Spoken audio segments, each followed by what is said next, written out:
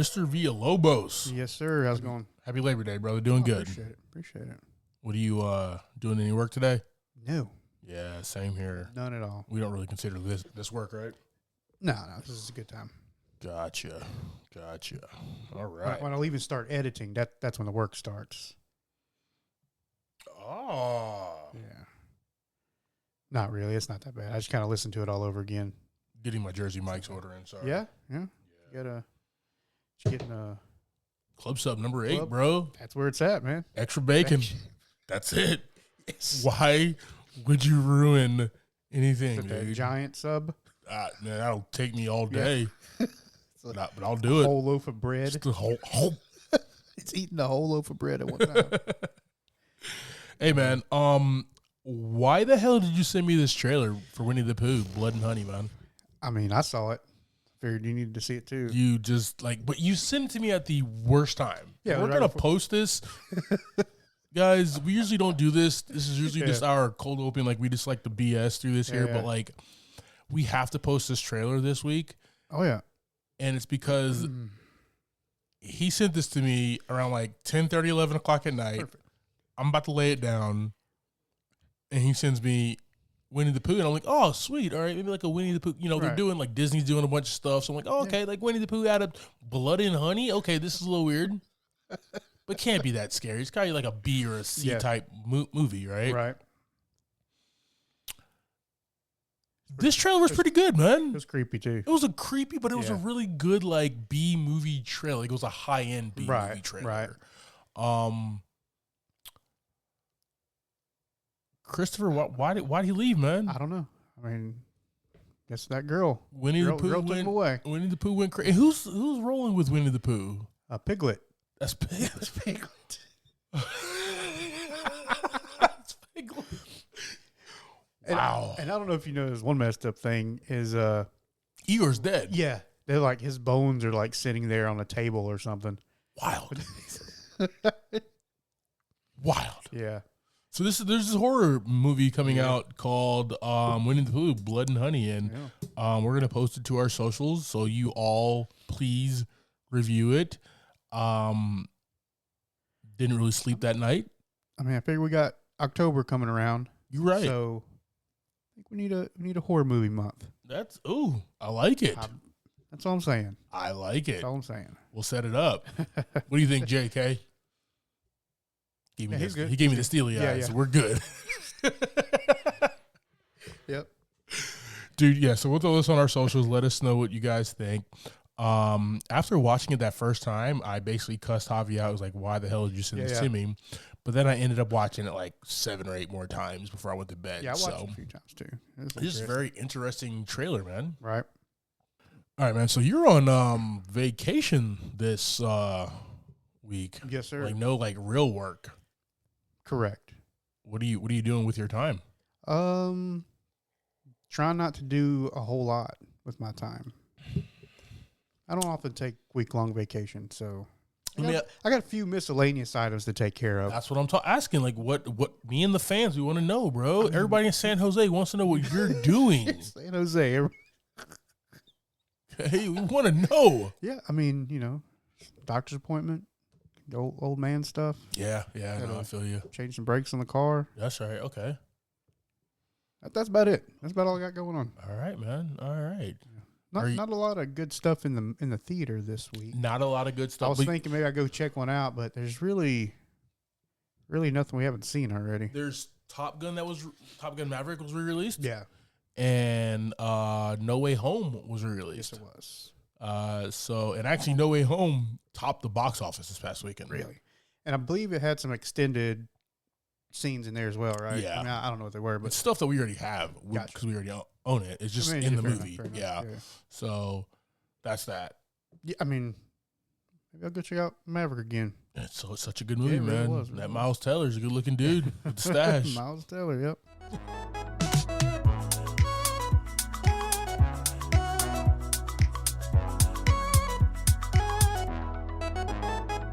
Welcome to this week's episode of Movie in a Pod. I am Clyde Smith. And I am Javier Villalobos. In this week's episode, we are discussing the trailers for Weird, the Weird Al Yankovic story, Barbarian, episode 3 of She-Hulk, and our movie of the week, Source code.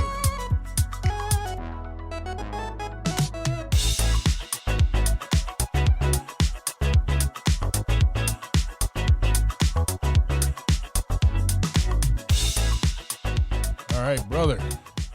Let's go ahead and jump right into this, man. All right. Did we need a biopic of Weird Al Yankovic? Yes. Yes, we did. With our buddy Daniel Radcliffe. That's the only way it could happen. It's the only way it could happen. All right, guys. So we got this movie explores every facet of Yankovic's life, from the meteoric rise to fame with his early hits like Eat It and Like a Surgeon, to the torrid celebrity love affairs and famously depraved lifestyle. Yeah. I am really looking forward to this, to be honest with you. I think Daniel Radcliffe's going to be hilarious. Yeah. He was hilarious in this trailer. Yeah. I mean, his seriousness that he portrayed, even when he was playing the Baloney song Yep. with the accordion, was fantastic. He had me laughing pretty good on this one. Yeah, I mean, Weird Al is such a interesting person, like, with what he does and, like, how much he loves it, right? And he's one of those guys that's just been around forever. And still around. Just, yeah. he pops up every once in a while. Movies, everything. So I'm looking forward to this one. It's going to be pretty funny. Dude, this is a Roku movie, like, original.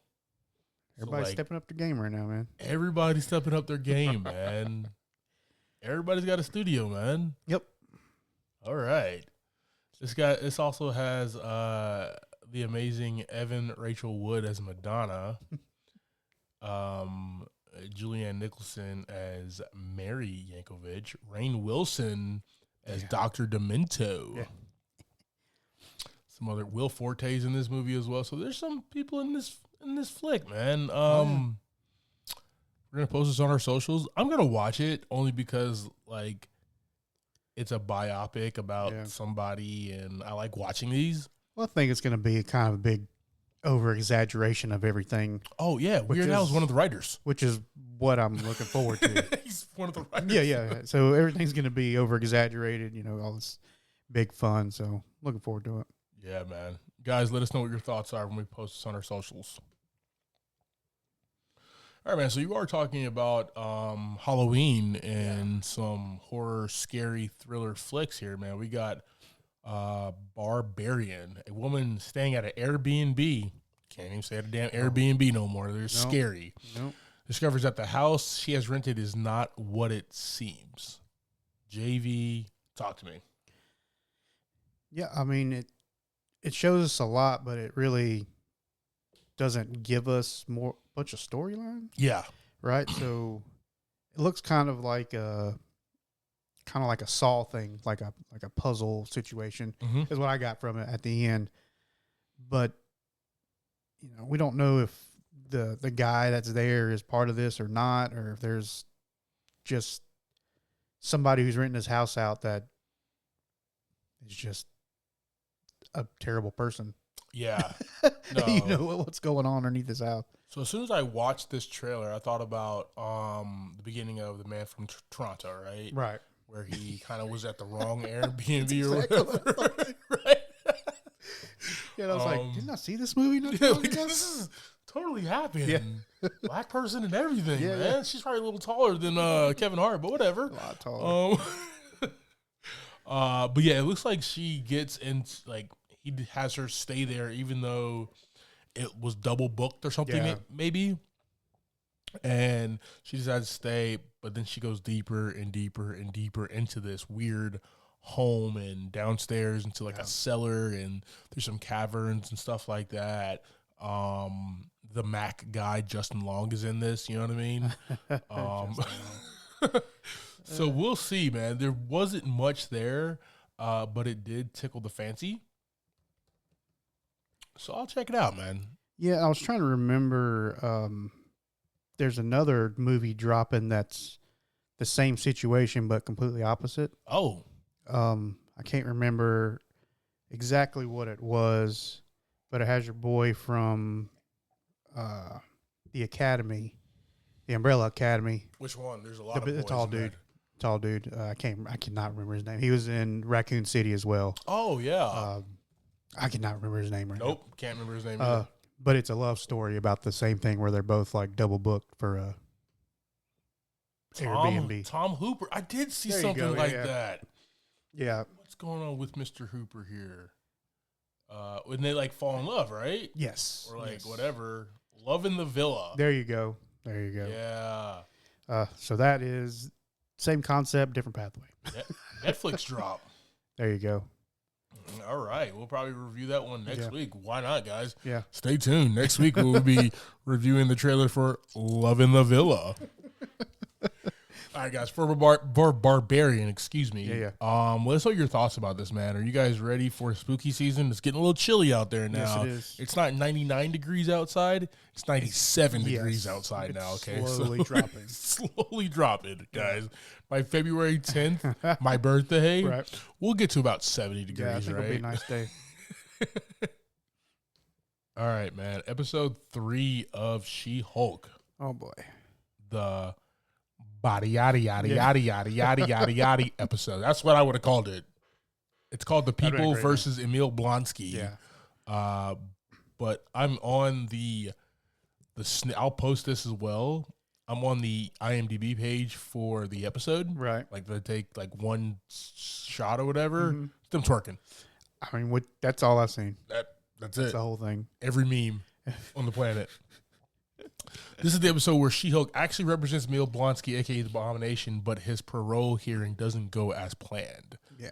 Talk to me about this episode, man. Yeah, we'll start off with Abomination. He transforms, and Abomination just hangs out. It was like kind of cool.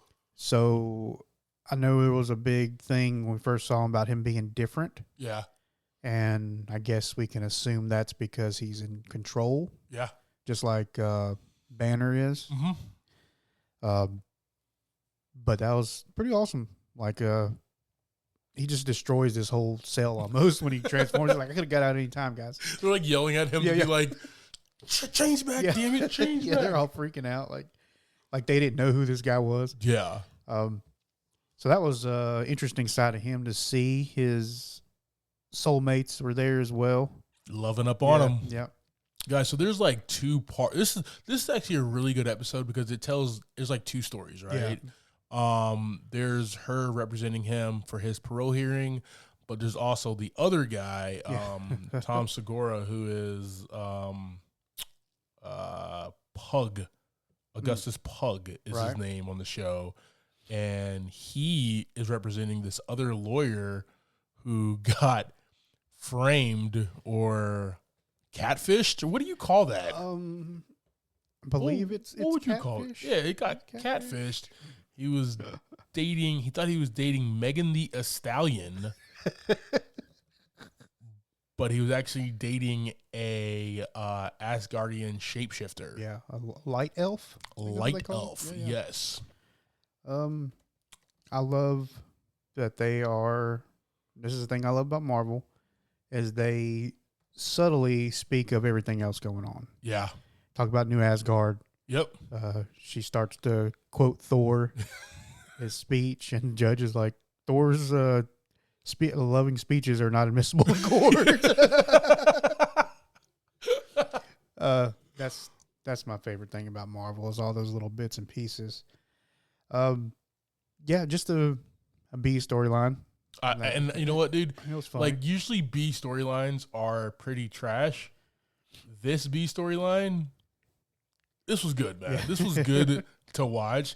And you didn't know how Jennifer Walters' character was going to really interact with it, because I thought she was going to spend her whole time. I thought she was actually going to throw hands with the Abomination at one point in time, right? Like, that's what it seemed like it was leading up to. Yeah. But she was really just representing him, which was cool. Yeah. And she took the perfect opportunity to say, oh, connecting A and B storylines. There you go. Awesome. Yeah, man. This episode was definitely fun. People ripped this episode a new one. Yeah, as they do. As they do, man. I will say, for the critics who don't like this show, Marvel's releasing content that's not for everybody. Right. You're not going to like everything, okay? Yeah. But this, once again, this is for people our age who can get behind stuff like this. Megan Thee Stallion, yeah. Body-ody-ody-ody-ody, bro. I will say, man, that I was not expecting the twerk off at the end. I wasn't even expecting her to be in the episode. Right. And then she's just sitting in court. Just chilling in the background. Yeah, so I was like, what? Yeah, it was a good time. It was funny. See Wong, man. Yo, I saw this. Wong pops. I saw this meme the other day, and it was like,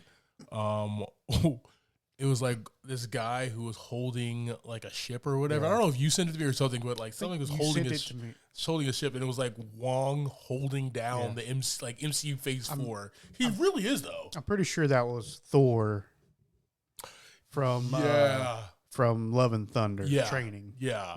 But it was Wong, dude. He's in everything. Yeah. But like, he's one of those guys who can pop in, pop out. Yep. And he's fantastic at it. That's what he did. That's all I need you to do, baby. Portal around. And what's funny about Wong in this one is he's so like out of it about like the way life is outside of Shangri-La, or whatever the hell. Yeah. He's just like, I had to break him out because I need a worthy opponent. Yeah. And they're like, yeah, that was a criminal offense. Like, it's time for me to go. Cool. Let me get out of here. Yep. I got to go. Yeah. Nah, man, this was one of the better episodes of the season. All was only 3. But I do like that it's not just going to be her representing these like superpowered guys. Yeah. She actually has an opponent. She doesn't know it yet. Right. She just thought they were like regular muggers at the end. But there's these guys who are trying to get after her and get after her blood. Oh, yeah. The question is, when she's normal, when she's like a regular human, not green. Right. Is her skin be able to be pierced, or what's the case? You know what I mean? Yeah, because like with Banner, Hulk was always looking out. Right. Always, yes. So who's looking out for her when she's not a Hulk? Exactly, right? Remember he tried to put a bullet in as Banner, and the other guy split. Like, I thought that was like fabulous. Dude. I was like, okay, there's really a tandem here, man. Yeah. So I don't know what's going on with these two, but she was caught off guard. Yeah. And then she realized, she's like, wait, this is all I got to do. So will she be caught off guard again? Will she hold up? Like, you know what I mean? So that's going to be a good plot storyline for the rest of the series here. So, yeah, we learned it's not a reflex. Yeah. It's not a reflex that she turns into the Hulk. Yeah. It's literally at will. Yeah. Which is way different than Bruce Banner. Right. So. All right, guys. Episode 3, The People versus Emil Blonsky, She-Hulk. You guys still watching, enjoying it? How was that twerk off, guys? Who you think won? Walters or Megan Thee Stallion? Let us know, guys.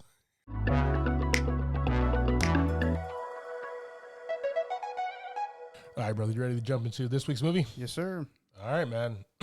Got us a good one here. Oh, yeah. All right. Source code. This one dropped in 2011. A few other flicks that dropped at that time was Water for Elephants, Super 8, In Time, Limitless, Margin Call, Warrior, and one of the best horror comedy flicks of all time, man. What's that? The Cabin in the Woods. Nice. So good. Yeah, it was all right. It was so good. It was a little weird. All right, guys. Source code was directed by Duncan Jones, is written by Ben Ripley. We have a $31.9 million budget. Box office brought in $147.3 million. Right. Starring in this movie, we have Jake Gyllenhaal as Captain Stevens, Michelle Monaghan as Christina Warren, Vera Farmiga as Captain Goodwin, Jeffrey Wright as Dr. Rutledge, Michael Arden as Derek Frost, Russell Peters as Dax Danoff, Scott Bagula as Donald Stevens, Frederick de Grandpré as Sean Fentress, and Kaz Anvar as Hazmi. All right. That's let me help you out there, bro. That's the great Scott Bakula. There you go. Quantum Leap, man. I knew who he is. I just didn't know what his name. Yeah, good deal. My mom would have whooped our ass. There's actually about to be a Quantum Leap reboot, sir. With Liam Neeson? Okay. Perfect. I don't know if that I don't know was who it true is or either. not. But I don't know. I just saw that it was gonna. I learned Liam Neeson's going to be playing somebody. I saw it in a listened to it in a podcast. Right. I don't know who it is though. I hope it's Quantum Leap. Anyway, Yeah. Go ahead and give us that quick synopsis, man, so we can jump into this. Yeah, man. We have a man who wakes up in a world he knows nothing about. He's in another person's body as he discovers, and he has to rerun 8 minutes of this person's life over and over until he can figure out who the terrorist is that makes this train explode at the end of these 8 minutes. Oh, yeah. Yeah. All right, man. Let's go ahead and jump right into this one. We got Jake Gyllenhaal as Captain Coulter Stevens or Sean Fentress. At first, we start. Oh, you got it. We don't know. Yeah. Right? He's saying he's Captain Coulter Stevens, but the beautiful woman that's right across from him where he wakes up said that his name is Sean. He's Sean Fentress. He's a teacher. Yeah. History teacher, right? So we go back and forth with him trying to understand. And this was a complex role for Jake. But this was fun to see, like, unravel, man. This is like one of those onions that you just want to pull back the layers, man. And he's going to find out. Well, he has to, right? It just doesn't make any sense to him. Yeah.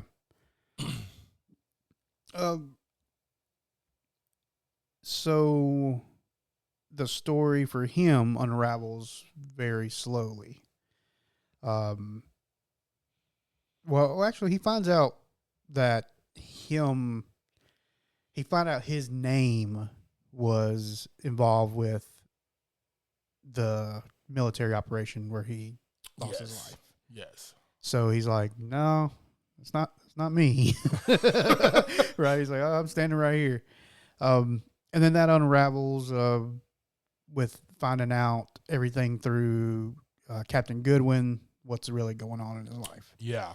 So we see him like working through these things, and I guess his mind starts to piece it all together, which then unravels his imagination. Yeah, it was weird, man. This is like a science fiction action thriller, but there was a lot of like psychology in this as well, which was really cool because you're inside the mind of this basically a paraplegic guy who's only just like thinking, like he can't do anything else, right? Right, yeah.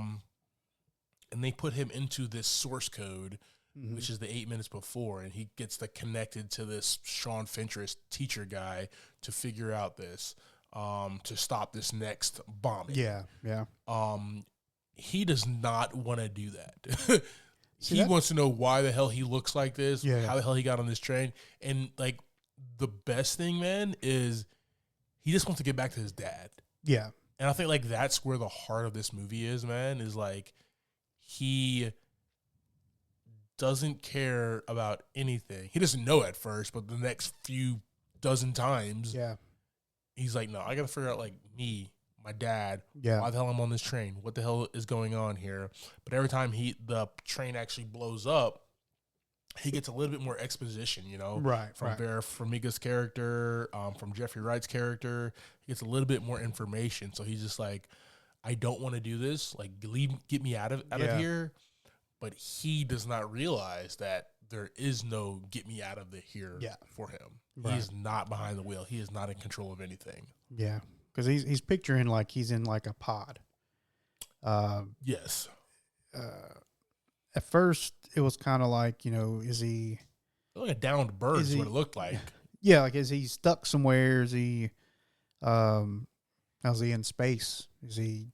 where is he at? Exactly. We don't know either. We don't know either, man. And all we see is like the little video camera of her. Yeah. Wild. Right. My one question is, because he's basically like, you know, a vegetable. I think that's a better term. He's thinking and breathing. How are they feeding those images of her in the camera to him. Right. I thought that was very interesting, man. Yeah, and that's little pieces we don't really ever really ever understand, right? Like, there's so much about this movie that's so, like, straightforward, but also very complex that I really liked about his character. Yeah, and it's kind of a thing where they just make you assume it's because there is a camera.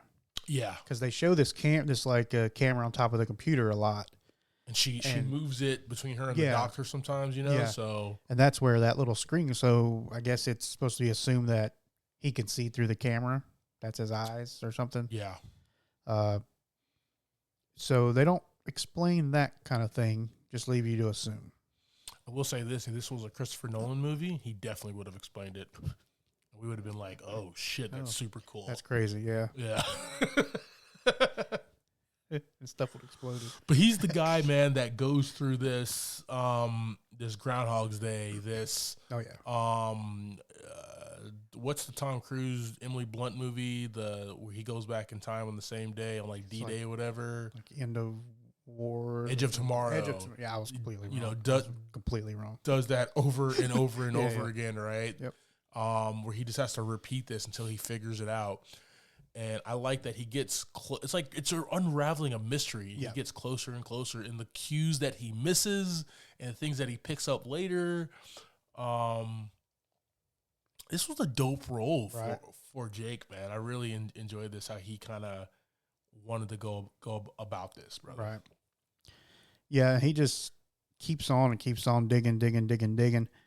And, like we said, it's all on him. Yeah. This whole movie is about this guy, which when it rolls back around towards the end, it's just that whole mind blown. They leave everything they can until the very last few moments of the movie. Oh, yeah.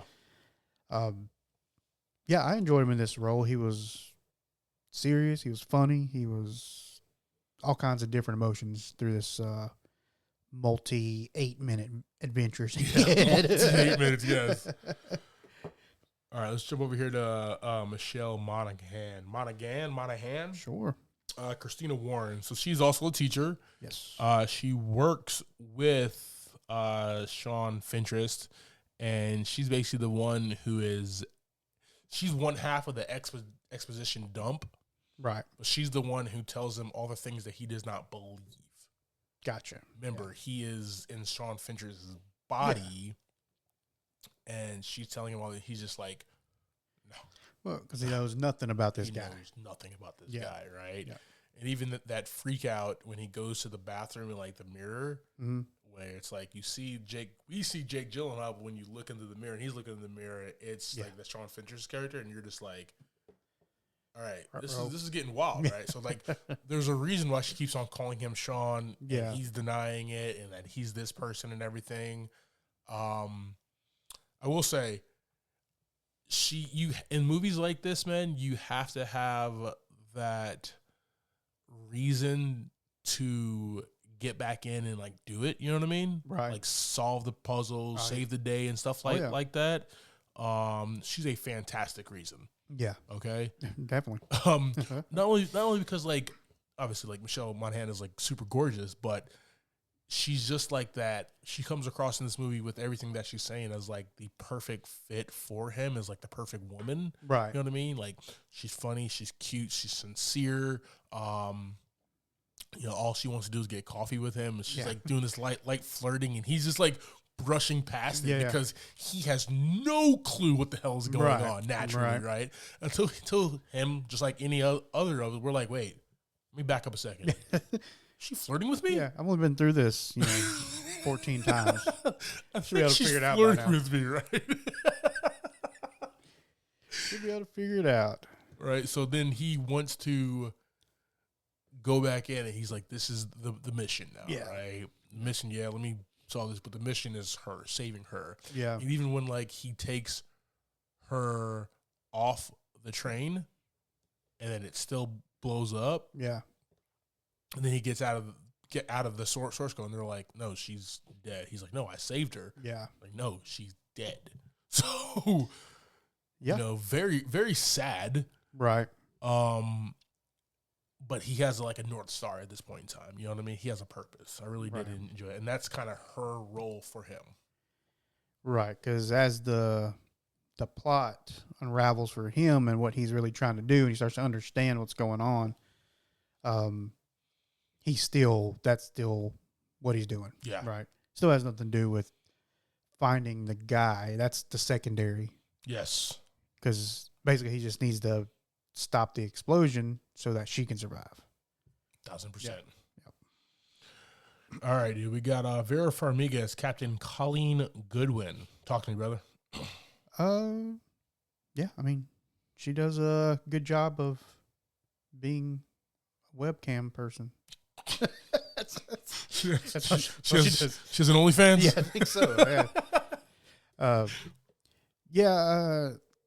You can tell she's kind of on the fence about this whole source code program. Yeah. Right. At first, she's, you need to do this, you got to do that. And then she starts to see that he's not just a program. Exactly. Right? Yeah. She realizes he's not just a program, and he's thinking, he's still thinking about himself, and his perception of what's going on. Right. And she develops not feelings, but I guess she develops like a concern. She's empathetic to him. Even once again, we don't see him until the actual end of the movie. Yeah. But during this entire time, she gets really empathetic towards him and what he's going through. Yeah. Right. Yeah. And this entire this is why this is such a good movie, man. Like this entire time, right? We are thinking that they are having a auditory conversation like me and you're having right now the entire time. Yep. Where come to find out, she's speaking into a mic, but everything that he's saying back is coming across to her on like a screen. Yeah, and like in text format. And they flip that real fast. Fast, man. And you see that and you're just like, wow, she can't even have like a normal conversation with this guy auditory to auditory, man. That's right. This is wild. Yep. Because all the way up to the end, when he wakes up, he thinks he's in that pod. Yeah. And he's either in the pod or he's in the source code. Yes. So yeah, once that flipped too, that was a interesting turn. So yes, we see that she does kind of, like you said, she has that, man, I know this is the mission and we're trying to save lives, but we're also trying to test our source code new project thing. But like, we're still dealing with a human being. Right.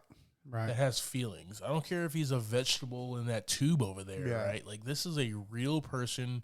He has thoughts, feelings, everything. And this is the way that we're treating him. Right. And she's that person who also does that exposition dump for what is actually going on. Yes. Right? So we have Christina who's doing the exposition dump for Finterest, but Goodwin is doing the expedition dump for Coulter Stevens. Right. Right? And it's kind of like that weird dichotomy that he has to deal with. Yeah. And, obviously him being in that pod, when him being separated is really helping us understand as audiences, but also helps him understand, like, all right, I'm clearly being put into like a program, or he thought it was like a program or like a training thing at first, right? Yeah. So like it was just kind of going back and forth, man. All right, we got Commissioner Gordon as Dr. Jeffrey Wright. Felix Leiter, he's been so many great characters, right? Jeffrey Wright as Dr. Rutledge. This is the guy who is the lead for the source code project with the United States Air Force, is what I'm guessing. And his main purpose is to get his baby off the ground, man. Yep. He has this humongous science experiment, right? He wants to take it to the talent show in the gym, and he wants to show it off and make money, man. Let's throw some batons for everybody, right? Yeah, exactly. Flaming batons. But no, he's the really tough, I don't care about Coulter's feelings. Right. There's a mission, right? You have a little bit of time. No matter what you say, it doesn't matter. I love that he was also wrong. Yeah, well, he kind of kept his distance. Yeah. From the whole thing. He let Goodwin handle it. He tried to stay off video as much as he could. Keep his hands out of it. And I feel like that was probably for a reason, right? He probably has no bedside manners, right? But also, if you're in this scenario, right, would you want to see Jeffrey Wright's character, or would you want to see Vera Farmiga speaking softly into you and helping you get through this situation, right? So I think that's by design, right? But then obviously he jumps in and he's just like, I got to take over because she's not getting him to do what we need him to do, and time is of the very essence, right? But I do like that he was wrong. When he fully explains after he saves Christina, getting her off the train, and the train still blows up, and he still explains, like, everything that you did, it doesn't matter. Right. There's nothing there. Right. And then the end of the movie, it comes out like, there is we did create a no way home scenario, right? yeah. Yep. The multiverse. Yeah. So... all right, we'll run through these here. We got Michael Arden as Derek Frost. He's all right. So he's our so he's our bomber. He's our villain in the movie. It was 2011. We were dealing with still terrorism and stuff like that. We still are to this day, but like that's what a lot of these movies were. Yeah. Back in that time, but this was a domestic terrorist. His motivation was kind of weak, but I don't think his motivation needed to be the focus, right? Yeah. Like a lot of the villain, like we just came out of 2008 and understanding like the Dark Knight, Joker, his motivations, which he really didn't have, and he just wanted to watch the world burn. So this is like a watered down version of that, is what I thought. Once again, I've seen this movie a few times, but after watching it again last night, I was like, oh, okay, you just want to see the world burn. Right. But there's people like that, right? You want to do it in a North Face jacket, whatever, dude. You know what I mean? Some frosted tips. Cool. So he's our villain, and I did like that he, the kid, he missed that every time with the wallet thing or whatever. Mm-hmm. Coulter Stevens missed it every single time until he was just like, wait a tick. Something is off here. Right. Something is really off here, man. And it took all those times of going through this to really understand that, like, there's something off with this kid. So, all right. We also have, going to run through the rest of these real quick, man. Russell Peters as Max Denoff. He just plays a comic on the plane. No, this guy who played the comic? Yeah, he did play. He did play the comic. Yeah. Played the comic on the train and kind of makes everybody laugh at the end and kind of gives everybody that really cool shot at the end where everything is like frozen in time. And Russell Peters is actually a funny guy in general. I've never seen him do anything. Have you? Yeah, he's stand up. Okay. I mean, I'm looking. I mean, he obviously did not die on that train. Obviously not. Yeah. So, but yeah, he's a real guy. That's a real comedian. Dope. Yeah. Dope. All right, and we got just a quick. Scott Bakula plays Donald Stevens, Coulter's father, man. And I will say, I ain't no punk. Straight up, I ain't no punk, dude. But like, that was kind of heart-wrenching conversation, brother. Yeah. You know what I mean? To have with your father, but your father doesn't know it's actually you. Right. You're having the conversation. He's apologizing on behalf of Coulter, but it's actually him, man. Like, that's damn good writing in my book, man. That is some serious good writing, apologizing to your dad. And like, he's like, yeah, man, I'm going through it and it's tough, but like, we'll get through it. You know what I mean? It's tough. So that was a really cool audio cameo by Scott Bakula. Yeah. Yeah, man. So, and that's kind of the cast there, man. Yeah. Which is really, really dope cast, man. The best thing about this movie it's not grand in scale. What I mean by that is we have the train. Yeah.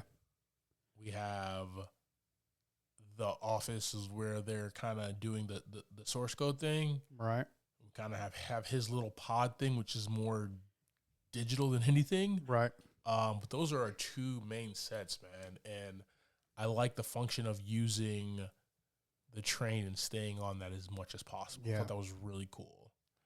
And just keeping the action, keeping everything tight and sustained within the train. But then on top of that, we have that office, that building, I don't even know what you call it, a command center or whatever, where like all you got was like this much of it at first, right? Yeah, just and a little you just screen. get a little bit more, a little bit more, a little bit more, a little bit more, and you just keep on getting more and more. And that's more unraveling to understand, like, yo, what the hell is source code and what the hell is going on here? Right. This movie is a beautiful unraveling, man, and I like the way that they did that. Yeah. I ain't got nothing for the music, man. It matched the tone, man. Yeah. That's a hard one every time. It you know what it is, because it wasn't. I will say, if it's not like Hans Zimmer, excuse me.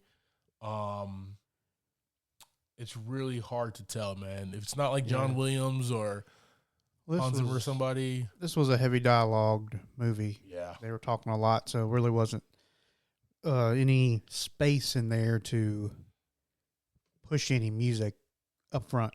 Right? Agreed. Not like a Thief, where they had all kinds of time to just pull off that 80s kind of disco synth music, right? That's exactly what it was. Yeah, it's fantastic. Bong. Yeah. All right, man. Source code and a theme. This one was kind of tough for me, man. When like he almost says it, like he does say it in the movie itself, man. At the end, if you had like less than a minute to live, you had minutes to live. You know, what would you do with that? And that's what this movie kind of boils down to. Yes, it's a story of a man in a computer program kind of going back in time to stop a bomber. Yes, it's a story about a man who doesn't know where the hell he is, right? Mm-hmm. But the biggest thing is, like, this guy has 8 minutes. What are you gonna do within those 8 minutes, man? And that's the story that Duncan Jones and Ben Ripley were telling, and you know, he, as in Coulter Stevens, just takes it to the max with everything he can within those 8 minutes, man. I really enjoy that. Like that last one, like that last back into the source code, man, was just perfect. So.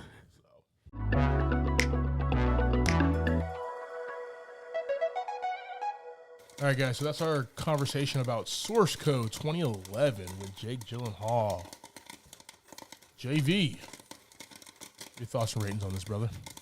Yeah, I enjoyed this movie. It was very good dialogue back and forth between everybody. Yeah. And a lot of hide and seek kind of things. Yeah. We didn't know what was going on at the beginning of the movie. And honestly, you don't really know what's going on until the very end of the movie. The whole time, it's just little, like you said at the beginning, just little onion peels the whole time. I enjoyed it. It was a good watch. Check it out again. I'm going to do a 3 out of 5 buckets of popcorn for this one, sir. Nice. How about you, man? Nice. Yeah, man. Ever so often, an original script comes to us, man. Yep. And it comes to us, and we're just like, all right, well, we'll see what happens. It's not from a comic book. It's not from a book. It's not from this or that or whatever. Right. I need more of these in the theater. Yeah. Original ideas. It's tough because almost everything has been done, right? And this is a time travel kind of flick, but with a weird twist on it. Yeah. You know, we called out like Groundhog Day. Yeah. Which it's a different movie. Yeah. Fairly same concept. Yeah. But it's a completely different movie. Exactly. And we all love Groundhog Day. Love it to death. This one gets 4 buckets of popcorn from me, man. I think Jake Gyllenhaal is at his best in this movie. Huh? I think Vera Farmiga is fantastic. I think with Vera Farmiga is like she can be very sweethearted in movies, or she can be very cold just by staring at you, and she's just fantastic at it, man. Like one look and she just can give you that shiver. Right. And you kind of see that she's trying to do that at first because she has to keep him focused on the mission. Yeah. But and she warms up, right? And then they actually kind of become I don't say friends, but acquaintances, and they're actually talking about things outside of the mission as well. Yeah. So, yeah, man, I give this one 4 buckets of popcorn. This is a really fun time, and it's an edge of your seat thriller. I've seen this probably about 10 times. That's fine. Yeah, man. That's fine. All right. Before we roll credits, Clyde, just want to remind everybody to check out our link tree in the bio. We got a link tree. Yep. You can visit our YouTube page and check out all of our socials from there. We got socials and a YouTube page, guys. So if you want to see all this sexiness, that is Javier, not me. Okay? Check out that YouTube. Yep. Go click and like, share, subscribe, whatever kids do these days.